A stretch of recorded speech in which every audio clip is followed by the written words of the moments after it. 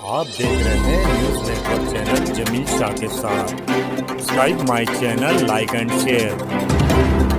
16 दिसंबर 2024 को अल्पसंख्यक हक अधिकार अभियान के तालुक अब्दुल कय्यूम सर की अध्यक्षता में एक प्रोग्राम का आयोजन किया गया व 18 दिसंबर को अल्पसंख्यक दिवस बनाया जाता है और अल्पसंख्यकों को सरकारी योजनाओं के जरिए क्या लाभ दिया जाता है, इस मुद्दे को लेकर धुलिया शहर के एडवोकेट जुबैर सर व एडवोकेट राहुल वाघ सर ने इस प्रोग्राम में पूरी मालूमात दी। मालिक अल्लाह है, गैब से रोज़ी देता है, मेरा मालिक अल्लाह है।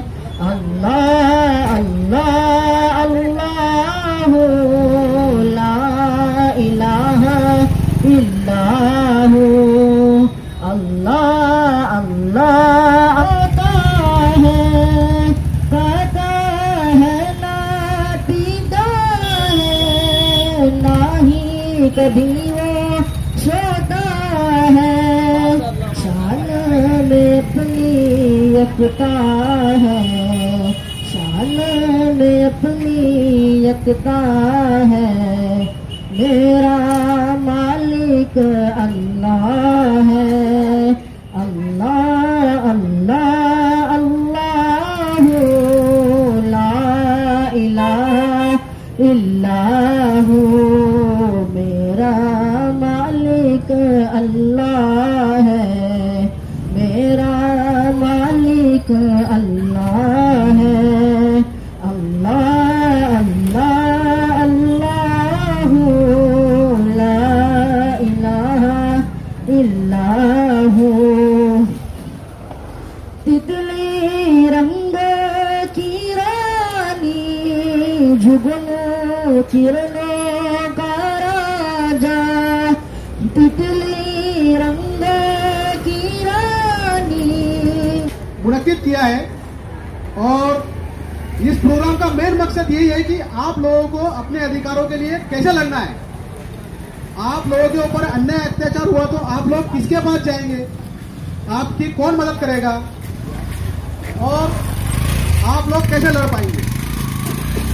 इसीलिए आपके अधिकारों को याद दिलाने के लिए, जबकि हम लोग यही जानते हैं कि इस आजाद हिंदुस्तान में हमारा सिर्फ एक ही अधिकार है और वो है सिर्फ वोट देना। जो एक देश में कम तादाद में हो और जो ज्यादा तादाद का जो लोग हैं उनसे कम तादाद के रहने वाले लोगों को अल्पसंख्यक कहा जाता है। देखिए, अभी ये जो जद्दोजहद हम कर रहे हैं कि भाई अल्पसंख्यक हक अभियान के जरिए अल्पसंख्यक समाज के लोगों को जगाने का काम हम जो कर रहे हैं, उसका नतीजा ये है कि आज अल्पसंख्यक समाज भूल गया है अपने हक अधिकारों को। अल्पसंख्यक समाज के लोगों को लगता है कि क्या है ये अल्पसंख्यक, मतलब क्या कर रहे हैं ये लोग, हम पागल हो गए कि भाई हम जगाने की कोशिश कर रहे हैं ऐसे लोगों को, हक अधिकार दिखाने की कोशिश कर रहे हैं ऐसे लोगों को जो भूल चुके हैं।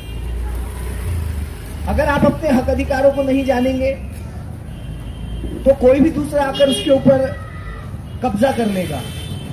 आज के हालात अगर तुम देखें तो आपको ऐसा लगता है कि भाई हमारे लिए कोई आएगा और हमारे ये जो मुसीबतें हैं इनमें से हमें बाहर निकालेगा, हमारे साथ में जो नाइंसाफी हो रही है हमें इंसाफ दिलाएगा, मगर हम इसकी जद्दोजहद नहीं करेंगे, हम घर में बैठे रहेंगे, आराम से बैठे रहेंगे और कोई आएगा और हमें इस चीज से निकालेगा। तो अफसोस की बात है आपकी सोच के ऊपर कि आप अगर ऐसा सोच रहे कि कोई आएगा तो कोई आने वाला नहीं है। आपको आपकी लड़ाई खुद लड़नी है और हर इंसान को जिसको अपनी लड़ाई खुद लड़नी होती है उसे ये समझना पड़ता है कि उसके अधिकार क्या है। अगर आपको पता ही नहीं है आपके अधिकार क्या है तो आप आपकी लड़ाई लड़ ही नहीं सकते।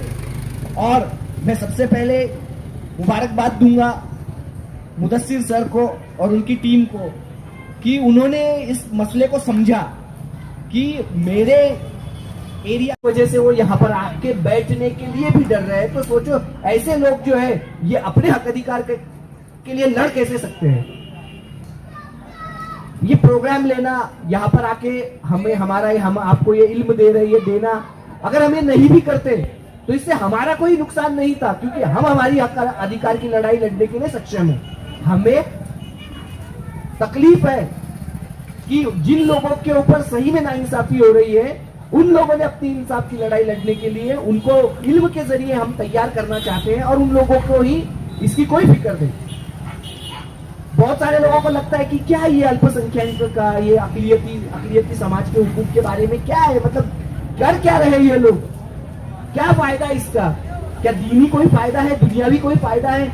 भाई दुनियावी फायदा तो ये रहा कि भाई आप अल्पसंख्यक हक अधिकारों के बारे में जान लेंगे तो आपको आपकी लड़ाई लड़ने के लिए आसानी होगी। तो बहुत सारे लोग ये बोलेंगे आपके अपने हक क्या है, आप अपने हक को हासिल करने के लिए क्या कर सकते हैं। और अभी तक अपन किस गलत फहमी में चल रहे हैं कि यहाँ हमारे जो भारत देश में, हिंदुस्तान में जो हमारे हिंदू भाई है, हमें ऐसे लगता है कि वो 1 नंबर के नागरिक है और हम 2 नंबर के नागरिक है। ऐसा हमको सबको लगता है। जहाँ तक मुझे लगता है कि आप अपनी सबकी यही सोच है कि पहला अधिकार उनका है, दूसरा हमारा है। लिखा कैसे हालात में लिखा हमें ये पता नहीं, हमें जानने की कोशिश ही नहीं करते। और यही वजह है कि आप लोगों को आपके हक अधिकारों से जो आप दूर है, आपको ये पता ही नहीं है कि ये संविधान ये बार बार लफ्ज आता है। कोई संविधान तोड़ने की बात करता है, संविधान हक की बात करता है, संविधान जो है मसावात की बात करता है। और जो ताकतें हैं, ऐसी ताकतें जिन्हें मसावात नहीं चाहिए, जिन्हें समानता नहीं चाहिए, वो क्यों संविधान को खत्म करना चाहती है? जब तक आप ये नहीं समझोगे तो संविधान की लड़ाई आप नहीं लड़ सकते। हमारी कोशिश वही है, हमारी फिक्रें वही है, हम जो जद्दोजहद कर रहे हैं उसी लिए कर रहे हैं। अगर हम ये ना भी करें ना, हमारा कोई मसला नहीं है, मगर सबसे बड़ा मसला होगा उन लोगों का जिन्होंने इन चीजों से दूरी इख्तियार कर रखी है। मैं इससे पहले बताया कि नबी करीम सल्लल्लाहु अलैहि वसल्लम ने सबसे पहले मीसाकुल मदीना नाफिज किया। मीसाकुल मदीना ये दुनिया का पहला एक ऐसा दस्तावेज है जिसने मजहबी एतबार पर जो अकलियत के लोग हैं इनके हुकूक बयान किए। कैसे किए, कब किए, क्या हुआ? हमें जंगे खंदक पता है कि जंगे खंदक हुई थी। जंगे खंदक में इस तरीके से सहाबा इकराम ने कारगुजारी की थी। मगर क्या आपको पता है जंगे खंदक होने का जो एक बड़ी वजह थी वो ये थी कि जो यहूदी लोग थे उन्होंने मीसाकुल मदीना का जो बातें थी उसके ऊपर काम नहीं किया था। जब संविधान खतरे में आया, जंग हुई, तो आप ने जंग लड़ना पसंद किए मगर संविधान से समझौता नहीं किए। इस तरीके से ये बातें आप कब पता करेंगे कि भाई संविधान सीखना सिखाना ये बहुत अहम है।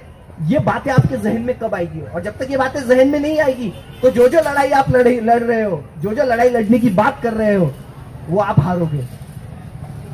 जब आप नबी करीम सल्लल्लाहु अलैहि वसल्लम हिजरत करके मक्का से मदीना आए तो वहां पे बहुत बड़ा तबका, कहने के लिए मुझे ऐसा लगता है कि ये जो फॉर्मेट है, उन्होंने जो बात आपको समझाने का प्रयास किया, मुझे ऐसा लगता है कि हमें अगर यहाँ अपना खुद का कुछ वजूद बनाना है तो वो बनाने के लिए अगर हमारे लिए कोई कुछ काम कर रहा है तो वो हमारा अभी संविधान है।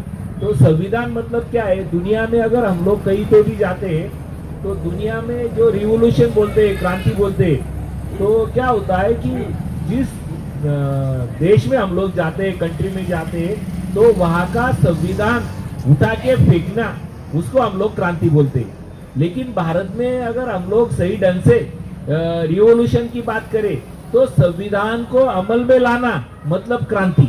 ये एक अलग बात हम लोगों को, और वो ये जो मैसेज है इसको इतनी आसानी से और सही ढंग से, मुझे ऐसा लग रहा है कि आपको जुबेर भाई ने ये बात समझाई है। मैं एक अलग बात आप लोगों के सामने, बड़े बड़े जलसे बगैर मुसलमानों के नहीं होते, लेकिन आज वक्त ऐसा आ गया है कि हमारी नुमाइंदगी अगर हम गौर करें, लोकसभा, विधानसभा है ना, और दिल्ली पार्लियामेंट में हमारे कितने फीसदी ये बड़ा सोचने का बात है। और हम इसके लिए हमको बहुत और फिक्र करना पड़ेगा, लाए अमल बनाना पड़ेगा। मैं आज इस प्रोग्राम के जरिए हुकूमत से मुतालबा करता हूँ कि वो सच्चर कमेटी का जो सिफारसात है उसको लागू करें। ये आज सबसे बड़ा हक है, इसलिए मेरा इरादा तकरीर करने का नहीं था, लेकिन आज तो ये अल्पसंख्यक के हक की बात आई है तो मैं हुकूमत को ये पैगाम देना चाहता हूँ कि सच्चर कमेटी का निफाज करेंगे, उसमें मुसलमानों को बहुत सारे हुकूक